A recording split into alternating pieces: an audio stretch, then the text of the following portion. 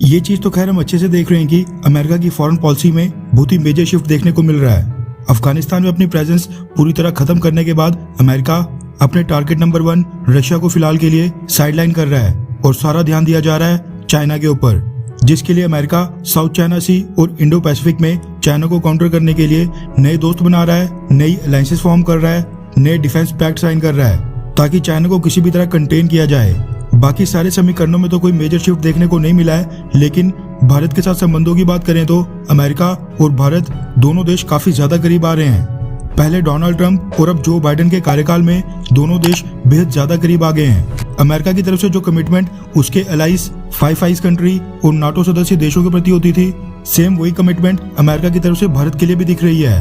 बदले में भारत की तरफ से भी अमेरिका के साथ संबंध सामान्य करने की काफी ज्यादा पहल की जा रही है। हम रशियन वेपन्स के ऊपर से अपनी डिपेंडेंस काफी कम करने की कोशिश कर रहे हैं, जो कि फिलहाल पूरी तरह खत्म नहीं हो सकती है। इसके साथ अमेरिका के साथ भारत ने बैका, लिमुआ, कॉमकासा जैसे कई अहम डिफेंस पैक्ट साइन किए हैं। दोनों देश मिलकर आज की डेट में कई एडवांस्ड मिलिट्री एक्सरसाइजेस कर रहे हैं और डिप्लोमेटिक लेवल पर भी दुनिया के अलग अलग मंचों के ऊपर भारत और अमेरिका एक दूसरे का साथ दे रहे हैं। S-400 के मुद्दे पर कैसे अमेरिकन सीनेटर्स भारत के ऊपर सैंक्शंस ना थोपने की मांग कर रहे हैं और जो दिवाली को अमेरिका में फेडरल हॉलिडे मनाने की मांग उठी थी वो अलग से।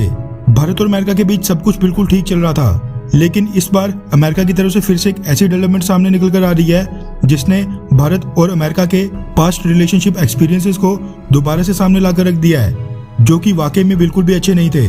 क्योंकि अगर आपको याद होगा तो अमेरिका वेस्टर्न देशों के साथ मिलकर भारत को डेमोक्रेसी यानी लोकतंत्र और माइनॉरिटीज के साथ कैसे बिहेव करना है, उनका ख्याल कैसे रखना है, इस चीज का पाठ पढ़ाया करता था। हमें बताता था कि हम अपनी माइनॉरिटीज के साथ कैसे बिहेव करें और मुस्लिम समुदाय के लोगों के साथ हमें क्या करना चाहिए।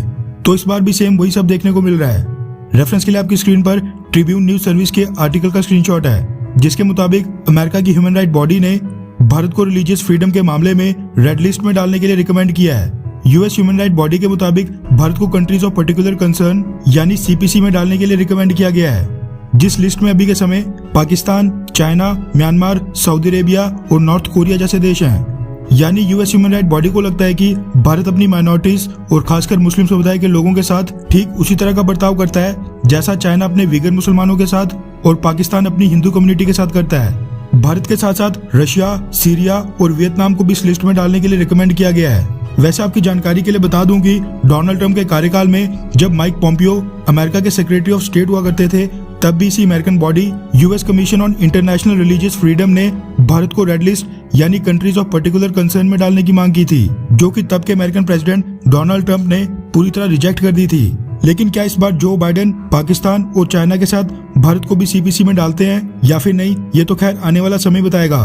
मगर एक चीज मैं यहाँ पर कहना चाहता हूँ कि भारत की ह्यूमन राइट्स बॉडी तो कभी भी किसी बाहरी देश के मसले में कभी दखल नहीं देती हैं। हम तो नहीं कहते हैं कि ये देश अपनी माइनॉरिटीज के साथ अच्छा कर रहा है या फिर बुरा कर रहा है, तो फिर ये वेस्टर्न और खासकर अमेरिका की ह्यूमन राइट बॉडीज ये क्यों भारत को सर्टिफिकेट देने के लिए आगे रहते हैं। और जो रिसेंटली बांग्लादेश में हिंदू कम्युनिटी के साथ क्या क्या हुआ, उस पर तो ये ह्यूमन राइट्स और रिलीजियस फ्रीडम की बातें करने वाले संगठन कुछ भी नहीं कहते हैं। वहीं कश्मीर में किस तरह टारगेट करके धर्म विशेष के लोगों के ID कार्ड चेक करके जाने ली जा रही हैं, उस पर तो ये संगठन बिल्कुल चुप बैठते हैं। खैर, आई होप कि अमेरिकन गवर्नमेंट इस रिकमेंडेशन को पूरी तरह इग्नोर करे। लेकिन इस पर आपकी क्या राय है?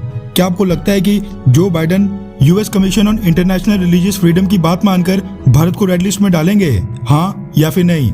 नीचे कमेंट करके अपनी राय जरूर बताएं।